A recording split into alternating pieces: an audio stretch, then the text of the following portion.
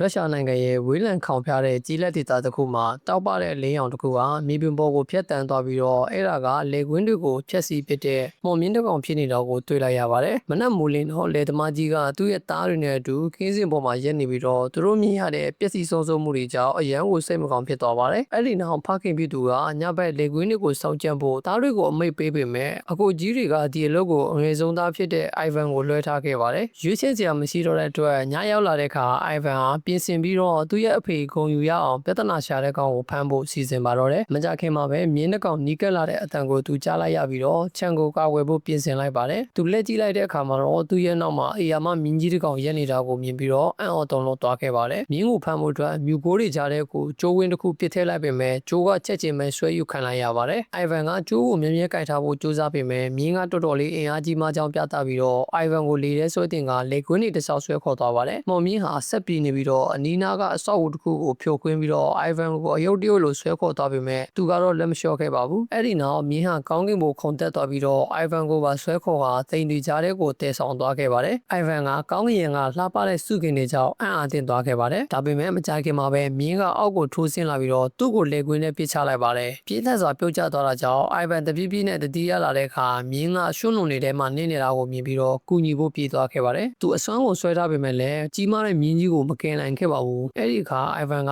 နီးနားမှာရှိတဲ့ရှီအားသုံးတဲ့ဘိန်းကြီးကိုသုံးဖို့စဉ်းစားမိပြီးတော့အဲ့ဒီမှာဂျိုးတွေကိုခြိလိုက်တဲ့အခါဘိန်းကအေယာမမြင်းကြီးကိုစွန့်လွန်တဲ့ကနေကုန်းဘုတ်ကိုတဖြည်းဖြည်းဆွဲတင်ပေးလိုက်ပါတယ်။အိုင်ဗန်ဟာပင်ပန်းနေတဲ့မြင်းကြီးစီကိုတွားပြီးတော့မြင်းကလည်းသူဖမ်းမိသွားပြီဆိုတာသိလို့သူ့ရဲ့မျက်လုံးတွေထဲမှာမျက်ရည်တွေကျနေတာကိုမြင်လိုက်ရပါတယ်။အိုင်ဗန်ကတနာသွားပြီးတော့ချမ်းကိုနောက်ပြီးတော့မှမဖြက်စီတော့ဘူးလို့မြင်းကိုဂတိပေးခိုင်းကကျိုးကိုဖြုတ်ပေးပြီးတော့လှုပ်ပေးလိုက်ပါတယ်။မော်မြင်းဟာလွတ်လပ်မှုကိုခံစားရင်းနဲ့အလင်းရောင်တွေတောက်ပလာပြီးလေကွင်းတွေကိုဖျက်ပြေးကကောင်းကင်ထဲမှာတဖြည်းဖြည်းပျောက်ကွယ်သွားခဲ့ပါတယ်။အိုင်ဗန်ကဝမ်းသာအားရကြည့်နေပေမဲ့လည်းသူ့အဖေရဲ့ချမ်းကအရင်ကထက်ပိုပြီးတော့ပျက်စီးသွားပြီဆိုတော့ကိုတော့တတိမထားမိခဲ့ပါဘူး။နောက်တနေ့မနက်အိုင်ဗန်နိုးလာတော့စပါးကြီးထဲမှာလှပတဲ့မြင်းနှက်ကောင်ကိုတွေ့လိုက်ရပါတယ်။အဲ့ဒီနောက်ထူးဆန်းတဲ့အတန်တစ်ခုကိုကြားလိုက်ရပြီးတော့အရေးထဲကဦးချိုတစ်ခုကသူ့ကိုမနာကျင်စေဖို့လက်နက်ကိုချထားဖို့ပြောနေတာကိုမြင်လိုက်ရပါတယ်။အိုင်ဗန်ကနားမထောင်တဲ့တော့အဲ့ဒီတတဝါကြီးကသူ့ကိုလေထဲကိုကန်တင်လိုက်ပြီးတော့တတိလစ်သွားစေခဲ့ပါတယ်။သူတတိရလာတဲ့အခါမှာတော့သူ့ရဲ့မျက်နှာရှိမှာစကားပြောနိုင်တဲ့မြင်းငယ်လေးတစ်ကောင်ရဲ့ကြီးမားတဲ့နှာခေါင်းပေါက်ကြီးတွေကိုတွေ့လိုက်ရပါတယ်။ဒီမြင်းတွေကိုအရေးကြီးတဲ့ခရီးစဉ်တွေမှာသူ့ကိုလမ်းပြဖို့မင်းညကသူလှုပ်ပေးခဲ့တဲ့မော်မြင်းကဆေလွတ်လိုက်တာဖြစ်ကြောင်းသူသိလိုက်ရပါတယ်။အိုင်ဗန်ရဲ့အဖေရောက်လာပြီးတော့ခြံတစ်ခုလုံးပျက်စီးသွားတာကိုမြင်က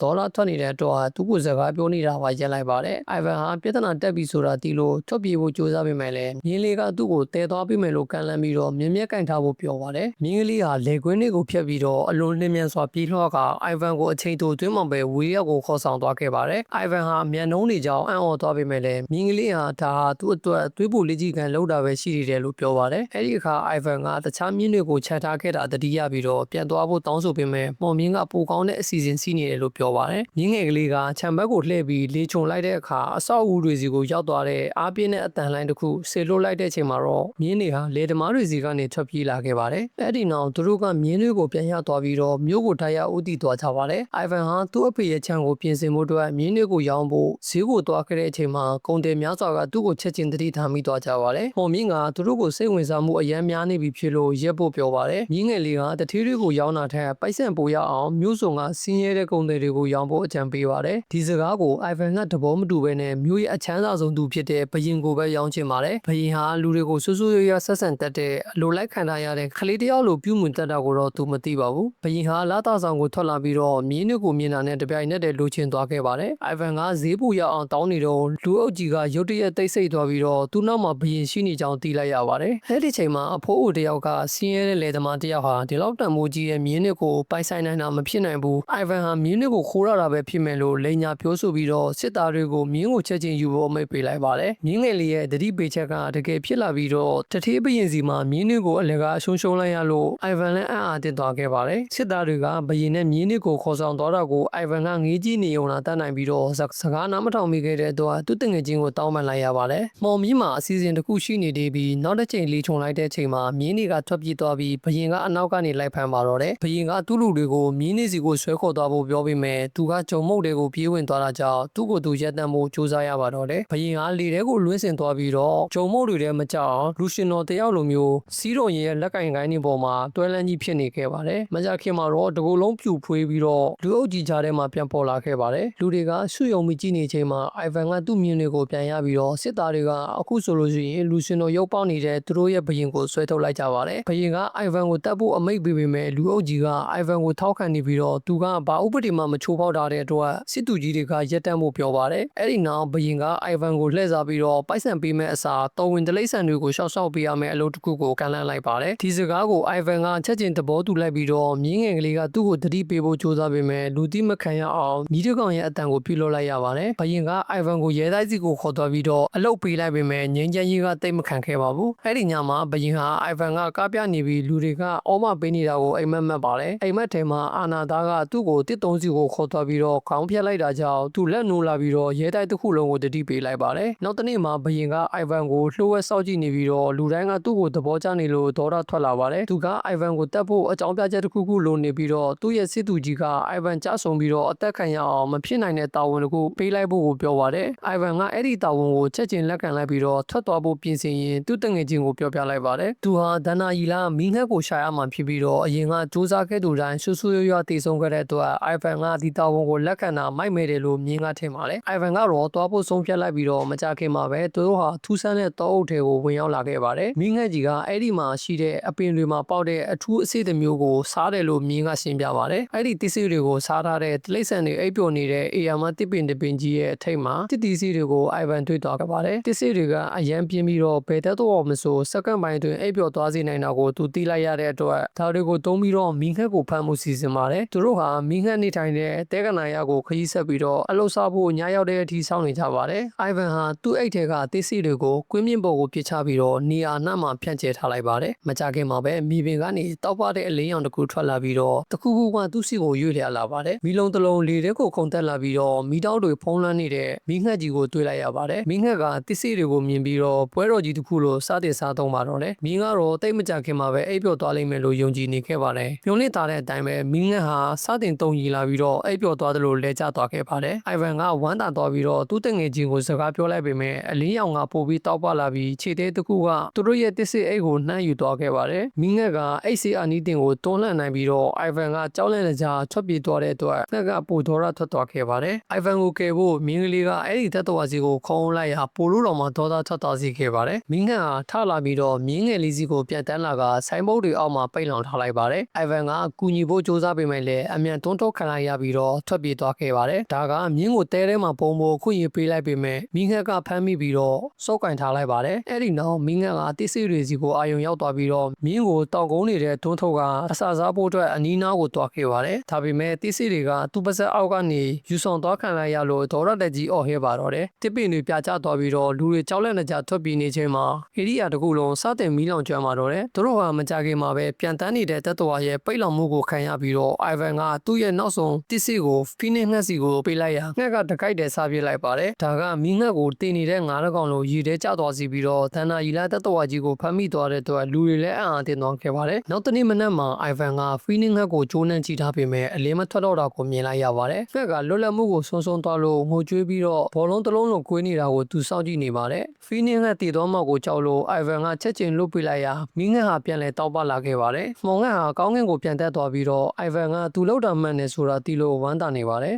်မထွက်သွားခင်ဖီနစ်ငှက်ကသူ့ကိုလွတ်ပေးတဲ့အတွက်ကျေးဇူးတင်တဲ့အနေနဲ့အမွှေးတစ်ချောင်းချပေးခဲ့ပါတယ်သူတို့ကြဆုံခဲ့တဲ့အတွက်အသက်ခံရမှာမို့လို့ဘရင်စီကိုပြန်မသွားသင့်ဘူးလို့မြင်းကပြောပါတယ်ဒါပေမဲ့အမွှေးကသူ့ကိုအောင်မြင်ခဲ့ကြောင်းတက်တည်ပြလိုက်မယ်လို့အိုင်ဗန်ကယုံကြည်နေပါတယ်သူတို့မြို့ကိုပြန်ရောက်တဲ့အခါအိုင်ဗန်ကိုအကျဉ်းသားအဖြစ်ဖမ်းဆီးလိုက်ပါတယ်ဘာလို့လဲဆိုတော့ဘရင်မှာသူ့ကိုတတ်ဖို့အကြောင်းပြချက်ရသွားလို့ပါပဲအိုင်ဗန်ကဘာဖြစ်ခဲ့တယ်ဆိုတာရှင်းပြဖို့ကြိုးစားပေမဲ့ဘယ်သူမှမယုံကြပါဘူးအမှန်တရားကိုတက်တည်ပြဖို့အမွှေးကိုသူပြပါတယ်ဒါပေမဲ့အမွှေးကမီးမလောင်နေလို့လူတွေကသူ့ကိုရီးကြပါတယ်သူတို့ကသူ့ကိုတတ်ဖို့ခေါ်သွားကြပြီးတော့မြင်းငယ်ကလေးကသူ့ကိုကယ်ဖို့တိုက်ခိုက်ဖို့ကြိုးစားပါတယ်အဲ့ဒီချိန်မှာအမွှေးကပြန်လဲတောက်ပလာပြီးတော့တခုခုလာနေတယ်လို့သူကတတိထားမိလိုက်ပါတယ်အိုင်ဗန်ရဲ့အတန်ကိုကြားပြီးတော့မီးငှက်ပြန်ရောက်လာကငှက်ကအိုင်ဗန်စကားကိုပဲနားထောင်တဲ့အတွက်လူတိုင်းအံ့အားသင့်သွားခဲ့ပါတယ်ဖီနစ်ငှက်ဟာပို့ပြီးတော့တောက်ပလာပါတယ်လူအုပ်ကြီးကအိုင်ဗန်ရဲ့နာမည်ကိုကြွေးကြော်ကြပြီးတော့ဘရင်ကသူ့အသက်ကိုနောက်တစ်ချိန်ချမ်းသာပေးလိုက်ရပြန်ပါတယ်အိုင်ဗန်ကငှက်ကိုထိန်းချုပ်ပြီးတော့နေ့နဲ့ညကိုသူ့စိတ်ကြိုက်ပြောင်းလဲနေတာကြောင့်ဘရင်ကပို့ပြီးတော့ခံပြင်းနေပါတယ်ဘရင်မျိုးလင်းချက်မဲ့နေတဲ့ချိန်မှာသူ့ရဲ့စစ်သူကြီးကကောင်းကင်နန်းတော်ကမင်းသမီးကိုလက်ထပ်ဖို့ပြောလိုက်ပြီးအိုင်ဗန်ကြဆုံပြီးအသက်ခံရအောင်နောက်ထပ်မဖြစ်နိုင်တဲ့တာဝန်တစ်ခုကိုဘရင်ကပေးပြန်ပါတယ်လေသမားလေးအိုင်ဗန်ဟာအမိတ်ကိုထပ်မံလက်ခံလိုက်ပြီးတော့သူ့ရဲ့တလိษံတငယ်ချင်းတွေတောင် သူ့ရဲ့မိုက်မဲတဲ့ရွေးချယ်မှုကိုအံ့ဩသွားပါတယ်သူတို့ဟာရေခဲတောင်တွေစီကိုချက်ချင်းထပ်သွားကြပြီးတော့မြင်းကနောက်လဲပြန်ဖို့ပြောနေချိန်မှာအိုင်ဗန်က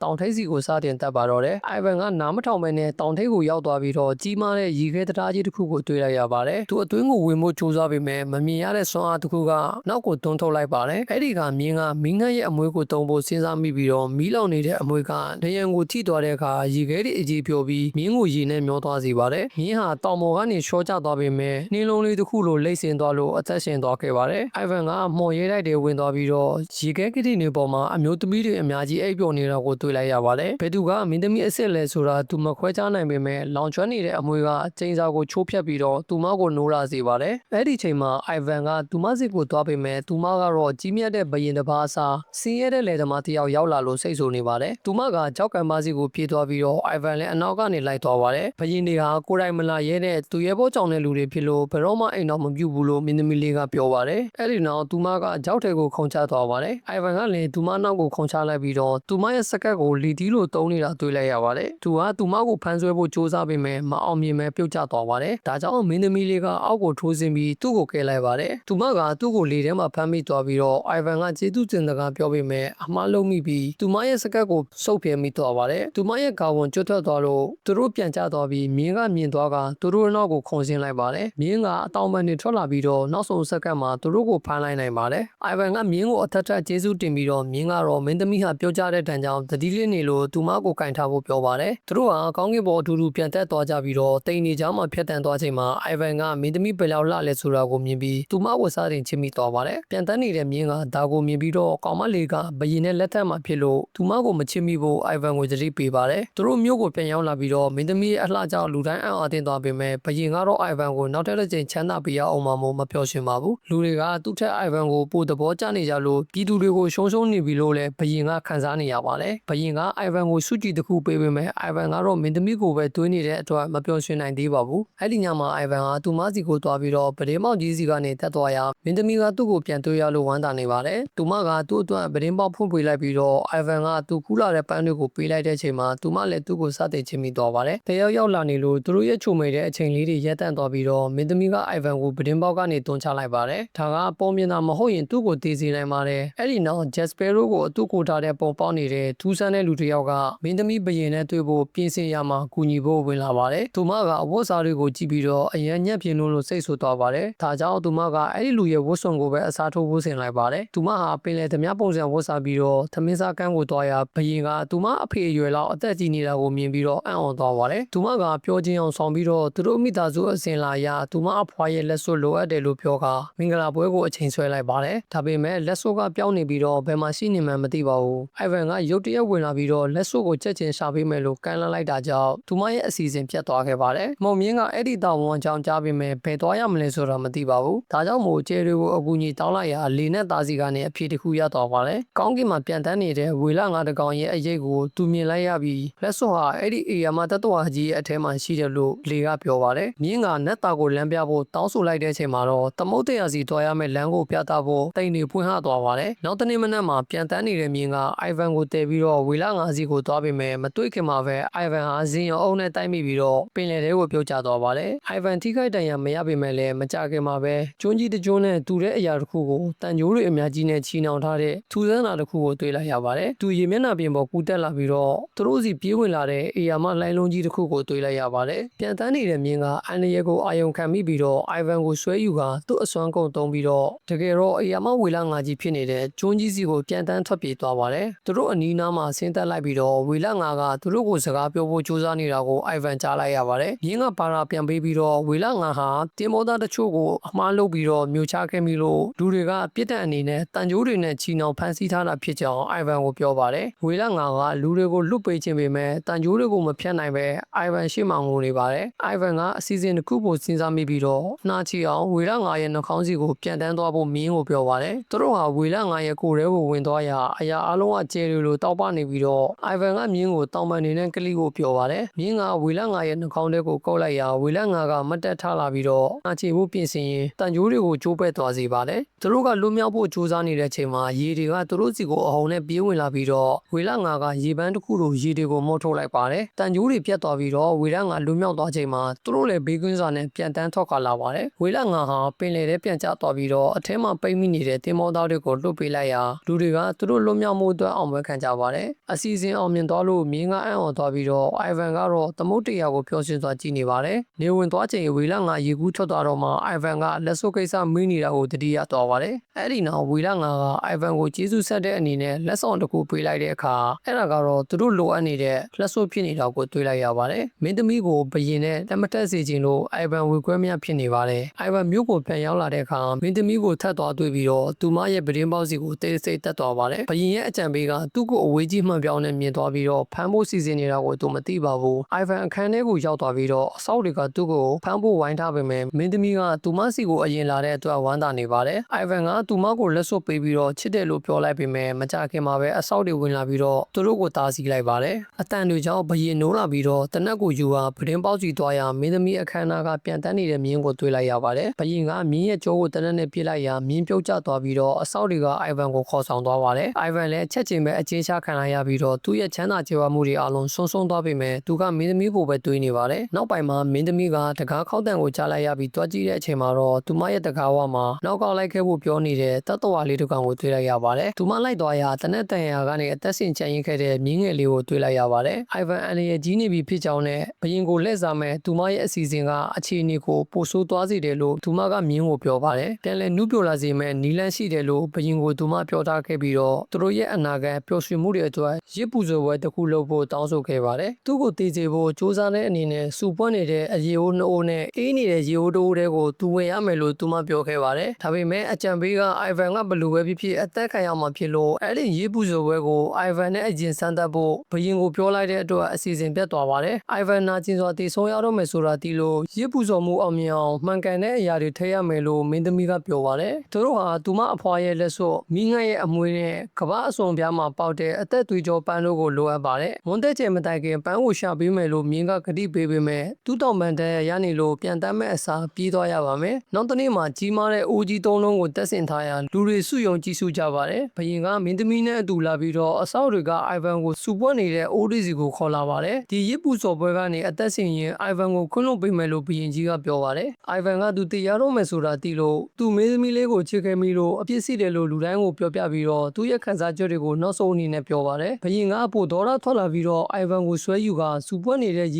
ပြည့်နေတဲ့ပထမအဆုံးအိုးတွေကိုတွန်းချလိုက်ပါတယ်မင်းသမီးကသူမရဲ့လက်စွပ်ကိုရေထဲအမြန်ပြစ်ချလိုက်ရာအိုင်ဗန်ဟာရေထဲမှာမြောက်တက်သွားပြီးတော့အေးဆက်နေတဲ့ရေခဲရည်တွေပြည့်နေတဲ့ဒုတိယအိုးတွေကိုကျသွားပါတယ်အဲ့ဒီနောက်မင်းငန်းကအရေထဲကိုသူ့ရဲ့အမွှေးကိုထည့်လိုက်တဲ့အချိန်မှာတော့အိုင်ဗန်ထပ်ပြီးတော့မြောက်တက်လာပါတယ်အိုင်ဗန်နောက်ဆုံးအိုးတွေကိုကျသွားပြီးတဲ့အချိန်မှာမင်းသမီးကမြင်းကိုအချိန်မီရောက်လာပါစီလို့ဆုတောင်းနေပါတယ်အဝေးတနေရာမှာမြင်းကအမြင့်ဆုံးပြေးသွားပြီးတော့မှောင်မိုက်တဲ့နေရာတစ်ခုကိုရောက်သွားပါတယ်အဲ့ဒီမှာသူတဖြည်းဖြည်းတတိယလာပြီးတော့အသက်သွေးကြောပန်းကိုတွေးလိုက်ရာအဲ့ဒီပန်းကသူ့ကိုခူးတဲ့လူတိုင်းသိမယ်လို့ပြောပါတယ်မြင်းကနားမထောင်ဘဲနဲ့ပန်းကိုဘလို့ပဲဖြစ်ယူလိုက်ပါတယ်အဲ့ဒီချိန်မှာပဲဒန်ဒီလန်ယွန်ပန်းလေးတစ်ပွင့်စူပွက်နေတဲ့အိုးထဲကျသွားပြီးတော့ကောင်းကင်တစ်ခုလုံးတောက်ပသွားပါတယ်နတ်ဖျားတစ်ပါးလိုအိုင်ဗန်လီထဲကိုမြောက်တက်လာတာကိုလူတိုင်းအံ့အားသင့်စွာကြည့်နေကြပြီးလူတွေကသူ့ရဲ့နာမည်ကိုအော်ဟစ်ကြပါတယ်မင်းသမီးကအိုင်ဗန်ကိုအံ့အားသင့်စွာကြည့်နေပြီးတော့သူတဖြည်းဖြည်းသူမစီကိုပြန်တန်းလာကသူတို့ပြန်လဲပေါင်းဖက်သွားကြပါတယ်ရစ်ပူစုံမှုအောင်မြင်တာကိုဘယင်မြင်တဲ့အခါအလွန်ဆိုးရွားတဲ့အမှားကြီးတစ်ခုလုံးမိမှန်းမသိဘဲနဲ့သူလဲအိုးထဲကိုခုန်ချလိုက်ပါတယ်မကြခင်မှာပဲဘယင်ရဲ့ပတ်လက်မှာကြီးမားတဲ့ပူပေါင်းကြီးတစ်ခုပေါ်လာပါတယ်ဘယင်ဒေါရတကြီးအော်ဟစ်နေချိန်မှာသူ့ကိုလေထဲမှတင်လိုက်ပါတယ်လူတွေကသူ့ကိုရေမောကြပြီးတော့အိုင်ဗန်ကိုသူတို့ရဲ့ဘယင်တဲ့ပြည့်ရွေးချယ်ကကျေလောင်စွာအောင်မဲခံကြပါတယ်အိုင်ဗန်ကမင်းသမီးကိုအချစ်တွေနဲ့ကြည်နေရင်းနဲ့ဘာတွေဖြစ်ခဲ့လဲဆိုတာကိုမယုံနိုင်ဖြစ်နေခဲ့ပါတယ်ဒါပေမဲ့အဲ့ဒီအချိန်မှာတငယ်ချင်းပြောင်းနေတာကိုတတိယသွားပါတယ်မော်မြင်းလေးဟာညက်ခင်ပေါ်မှာတေဖို့အသည့်အနေထားနဲ့လဲလျောင်းနေပေမဲ့ရင်ကောင်လေးတစ်ကောင်ကသူ့ကိုအနှောက်အယှက်ပေးနေပြီးတော့အနားမပေးပါဘူးသူ့တငယ်ချင်းရင်ကောင်ကိုမောင်းထုတ်ဖို့ကြိုးစားနေတာကိုအိုင်ဗန်တွေ့တော်ပြီးတော့မကြခင်တေတော့မယ်လို့မြင်းကပြောပါတယ်အိုင်ဗန်ကသူ့ရဲ့တငယ်ချင်းကိုမဆုံးရှုံးခြင်းလို့ဖတ်ထားလိုက်ပေမဲ့လည်းမင်းသမီးကဒါအမှန်မဟုတ်ဘူးလို့ရှင်းပြပါတယ်သူမကအဲ့ဒီပန်းဟာသူ့ကိုခူးတဲ့လူတိုင်းကိုဒီလိုပဲပြောတတ်ပြီးတော့သူတို့စတင်တာကိုအဆုံးသတ်ဖို့အရန်ကြောင်းရုံးတဲ့သူတွေကိုပဲတတ်တာပါလို့ပြောပါတယ်သူအသက်ရှင်မယ်ဆိုတာကိုမြင်သိသွားတဲ့အခါမှာသူတို့အားလုံးလူတွေစီကိုပြန်သွားပြီးတော့အိုင်ဗန်ဘယင်တစ်ဖြစ်တာကိုအောင်ပွဲခံကြပါတော့တယ်အိုင်ဗန်လည်းဘယင်တစ်ဖြစ်လာတာနဲ့အတူဇက်လန်လေးလည်းဒီမှာပဲပြီးဆုံးသွားခဲ့ပါတယ်ဒီဇက်လန်လေးကိုကြိုက်နေတတ်တယ်ဆိုလို့ရှိရင် channel ကို subscribe လုပ်သွားပြီးကြဖို့မမေ့ပါနဲ့ခင်ဗျာ